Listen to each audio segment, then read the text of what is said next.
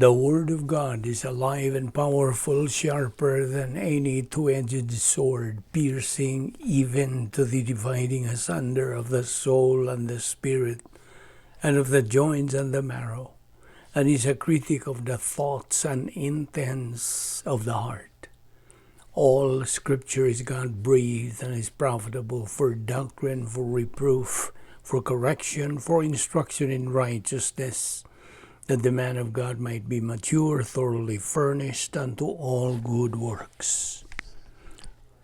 Welcome everyone to our daily Bible study through the YouTube of the Vic Balbido Evangelistic Ministry. Welcome especially our subscribers. And today we're going to take up a new lesson. It's about the divine Dynasphere. Okay, so without much ado, we're going to start right away, and it's presumed you as a believer, you know what to do in order to be filled by God the Holy Spirit and ready to continue studying God's Word. But for you unbeliever, it is faith alone in Christ alone. Acts 16:31 says, "Believe on the Lord Jesus Christ, and thou shalt be saved." Okay, we will start right now. First of all, the most fantastic and happiest place on earth is not Disneyland, is not Universal Studios or any other place of entertainment. It is the divine Dynasphere. That's the most fantastic place on earth. Now, divine Dynasphere. Let us take up the word Dynasphere. This word cannot be found in the dictionary. Dynasphere is just a combination of two Greek words, dunamis, which means power, and sphere, which means place.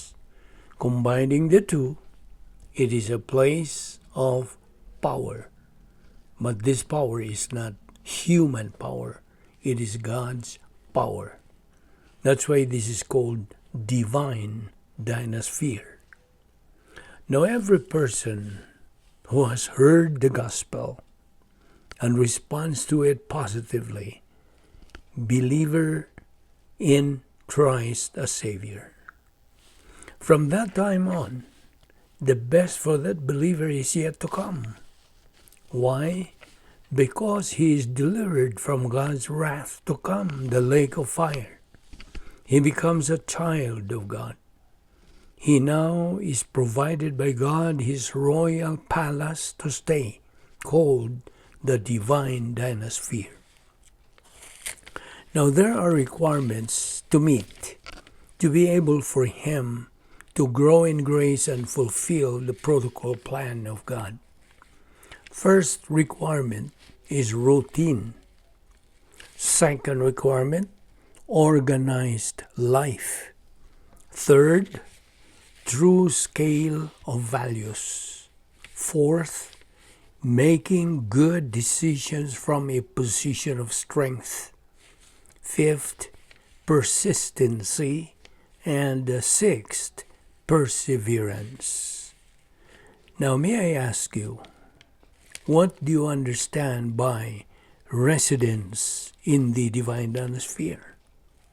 Well, it means filling of the Holy Spirit, fellowship with God, fulfilling the protocol plan of God. Now what's the other name of the filling of the Holy Spirit? Answer, control of the Spirit.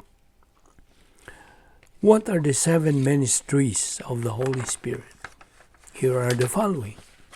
Number 1, efficacious grace. Number 2, regeneration. Number 3, baptism of the Holy Spirit. Number 4, indwelling. Number 5, infilling. Number 6, sealing. And number 7, spiritual gifts. Now, in the time of our Lord Jesus Christ, while He was on earth, He was making use of His own protocol. His protocol plan was called, rather, prototype, divine Dynasphere. So, He had His Dynasphere, but it was prototype divine Dynasphere. Our Dynasphere right now in the church age is called operational divine Dynasphere. Now, open your Bible to John chapter 15, verse 5. And it says, I am the vine, ye are the branches. He that abideth in me, and I in him, the same bringeth forth much fruit. For without me ye can do nothing. Now, the vine there is our Lord Jesus Christ. The branches are the believers. So, when it says, and I in him, abiding with me, and I in him, this is filling of the Holy Spirit. The same bringeth forth much fruit. This is the divine good production. Now, without me, meaning apart from me, ye can do nothing. This nothing is human good. Verse 6, if a man abides not in me, he is cast forth as a branch, and is withered, and men gather them and cast them into the fire, and they are burned. Now this withered, by the way, let's take up, if a man abide not in me, in other words, that believer is residing in the CD, or cosmic Dynasphere, the Dynasphere of Satan. So, if a man abide not in me, meaning he is residing in the cosmic Dynasphere, withered. Withered means carnal. And men gather them, the them there, cast them into the fire, and they are burned. They are compared to the human good. Now, human good is compared to, or described in Isaiah chapter 64, verse 6 as filthy rags. Verse 7, if ye abide in me, and my words abide in you, ye shall ask what ye will, and it shall be done unto you. Verse 8, herein is my Father glorified, that ye bear much fruit, so shall ye be my disciples. Bearing much fruit there is divine good. Verse 9, as the Father hath loved me, so have I loved you. Continue ye in my love. The love there, I want you to take note, this is the divine Dynasphere. Verse 10, if ye keep my commandments, ye shall abide in my love. Love again there is the divine Dynasphere. Even as I have kept my Father's commandments and abide in his love. Love again there is the divine Dynasphere. Now there are other names of the divine Dynasphere, like the protocol plan of God, the Christian way of life, love complex, and God's power system.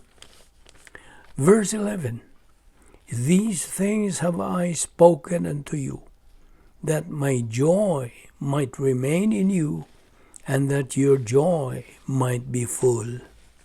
Now joy there is the inner happiness, plus H, that a believer acquires as he continues advancing in his spiritual life. The full there might be full is perfect. Now there are three kinds of happiness. Number one is plus H, which is God's happiness, inner happiness. Number two, minus H. This is a man's kind of happiness. Like he's happy on material things, on people, on places, etc. That is man's kind of happiness. Minus H. And number three is neutral H. This is applicable to a believer who has no doctrine. He is carnal. His happiness depends on material things, on people, on circumstances. So, okay, as we continue, it says in another verse there, we walk by faith, not by sight. It means if you are not ready to die, then you are not also ready to live. So, faith there in Hebrews 11:1, it says, faith is the substance of things hoped for, the evidence of things not seen. And in Romans 10:17 also, faith cometh by hearing, and hearing by the word of God. Now, faith, therefore, is what we use in our Christian life, because God chose faith because it is non-meritorious. Now, what is the basis of a believer's condition in heaven? You know the basis of a believer's condition in heaven? Number one, where did you reside after you got saved? That's what our Lord is going to ask a believer when he gets there. I repeat, number one, where did you reside after you got saved? Was it in the cosmic Dynasphere or in the divine Dynasphere? Number two, what was your priority after you got saved? Was it the world or the Word of God was your priority? Number three, what were your decisions when you were still on earth? As believers, we are supposed to live our lives as unto the Lord. And this should be remembered by every believer every now and then. As a believer, what does it mean for you to die? As a believer, are you afraid to die? Now here are some points we're going to discuss. Number one, for a believer to die is grace. Number two, the believer is absent in the body face to face with the Lord after he dies. Number three, no more tears, no more sorrows, no more pain, no more suffering, no more tears, no more death, because the old things are passed away. Number four, the believer is waiting for resurrection body and rewards. Now, how do you as a believer see God? Do you see God? Or can you see God? Of course, through our naked eye, we cannot see God. But how can we believers see God? How? The answer? A believer can see God through his soul. But seeing God is not a relationship. We can only have a relationship to God when we are saved.